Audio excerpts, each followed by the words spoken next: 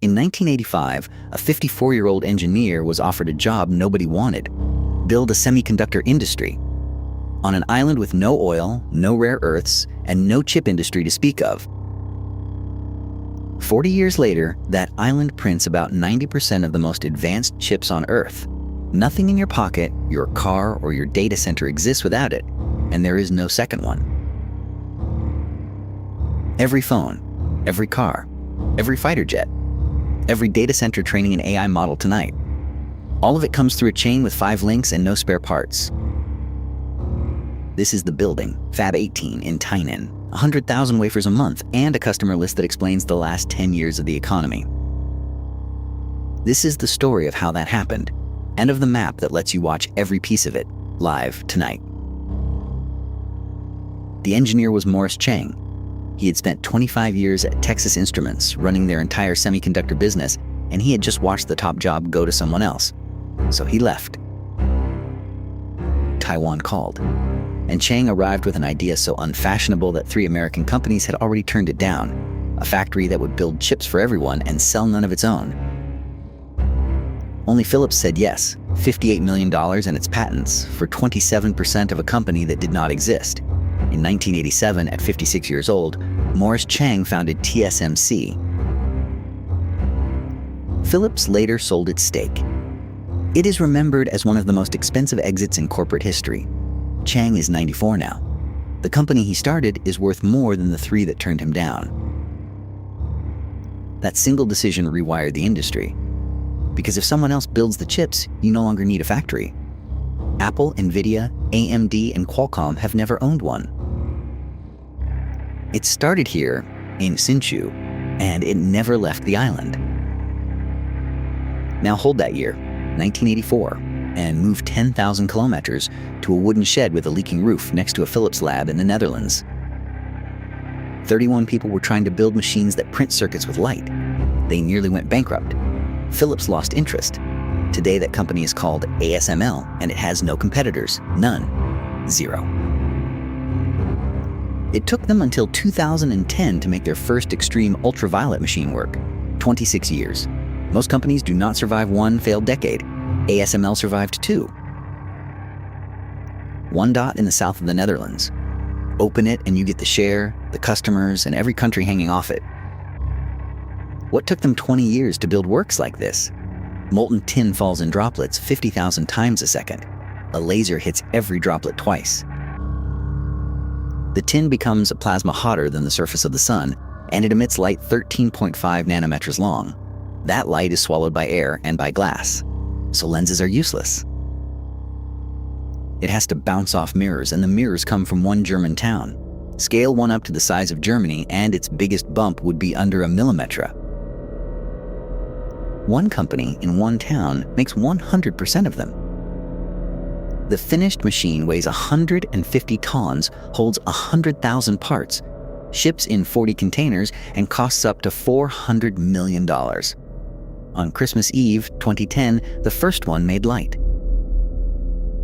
Asked in 2026 whether anyone could catch them, ASML's chief executive gave an answer no monopolist is supposed to give out loud. This is what a monopoly on a bottleneck looks like from the outside. 20 years of ASML's share price. The steps are not products, they are politics. Now the third to thread. In 1963 in Tainan, the same city as that building, a boy was born. At 9, his parents sent him and his brother to America to a school in rural Kentucky. It turned out to be a reform school. He cleaned toilets every day. Later, he washed dishes at a Denny's. And in 1993, in a booth at that same chain, he founded NVIDIA. Today, his company is the most valuable on the planet. Its chips are printed 20 kilometers from where he was born, and it has booked around 60% of Taiwan's advanced packaging capacity. The scale is hard to hold in your head.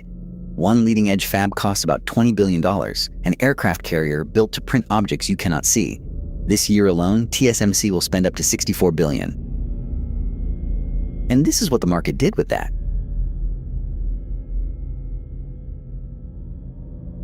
And the step nobody films: cutting, stacking, and testing the silicon. A third of that market is also Taiwanese. Here is the part that money cannot fix. You can buy the same machines. You cannot buy yield, the share of chips that actually work. Because yield is 30 years of engineers who already made every mistake once. And it runs on people. Tens of thousands of engineers, 3 shifts, every day of the year in a building that must never stop. Because stopping means scrapping everything inside it. Which is why one island ended up carrying the whole thing, and why you can watch that island right now on a public map. In Taiwan, they have a name for this.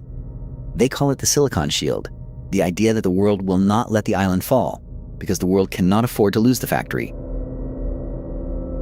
Because the island has a problem. It sits on a fault line. In April 2024, a magnitude 7.4 earthquake, the strongest in 25 years, evacuated the fabs and scrapped wafers by the hundreds of millions. Every quake on Earth is on the same map, including the ones under the island. Then there is water. A fab drinks tens of millions of liters a day. In 2021, during the worst drought since 1964, Taiwan trucked water to the chip plants, 20 tons a lorry, while rice fields were left unplanted. And the island's data leaves through a handful of undersea cables. In 2023, the 2 serving the Matsu Islands were cut within 6 days of each other. The map draws them too, every major subsea cable, where it lands and who owns it. And then there is the strait, 130 kilometers of water at its narrowest, crossed in 2022 by nearly 9 out of 10 of the world's largest container ships. These are real ships in it right now, transponder positions updated live. And the sky above is just as busy, military aircraft broadcasting their own position. This is street level in Taipei from a public camera at this exact moment. This is not theoretical.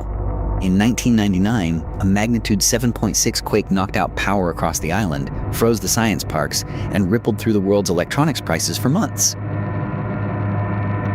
A fab is also a chemical plant. It needs gases refined in a handful of places and magnets made of rare earths. And that supply chain has its own geography. Half the world's chip-grade neon used to be purified in Ukraine. In February 2022, that stopped and the price multiplied. A war 8,000 kilometers away inside your phone. The magnets start here in Inner Mongolia, the largest rare earth deposit on the planet. But mining is the easy part. The choke point is separating those metals from each other, and that step is overwhelmingly Chinese.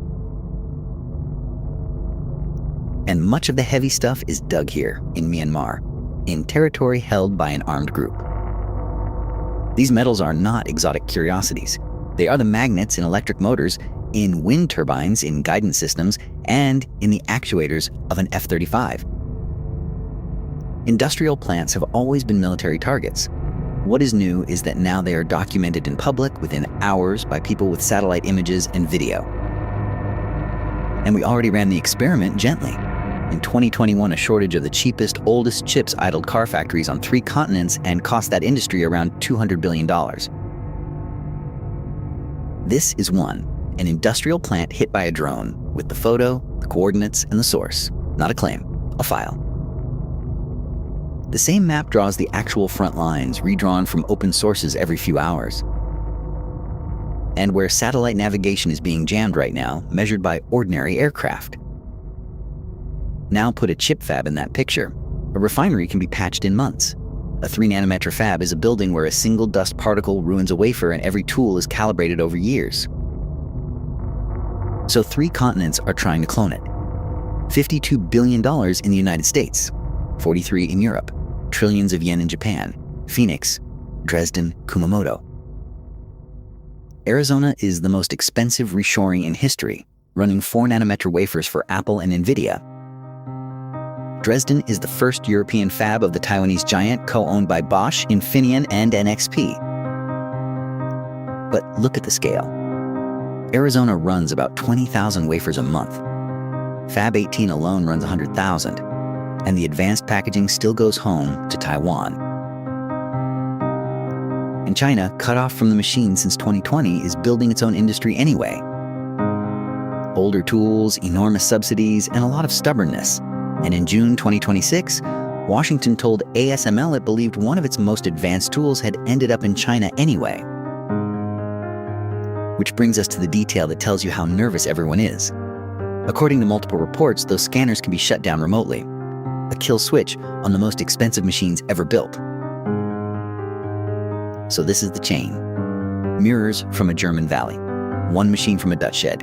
Wafers from Tainan. Packaging in Kaohsiung. Memory from Korea. 5 places, and no spares. The memory is an hour from Seoul, and about half the world's supply comes from this one company. And that is one chain out of many. The same map holds 213 strategic sites. Oil, copper, lithium, uranium, shipyards, grain. Every site is connected to its country file, economy, alerts, and everything the map knows about it. 20 years ago, knowing where the world's critical machines actually sit was the job of an intelligence agency. It is now a browser tab. Which brings us to you. Because all of this, the fabs, the ships, the cables, the strikes, is on one public map, free, with no account. Type a place, your own city if you want, and go there. Switch on only what you care about. Cameras, ships, aircraft, industry, conflict. And one search box for every entity on the map, by name. An engineer nobody promoted. 31 people in a leaking shed. A boy who cleaned toilets in Kentucky. Between them, they built the most valuable object on Earth, and the most fragile. One island, one machine, one map, and it is open to you. ArgosAtlas.com. Free, no sign up. Go and find the building your life depends on.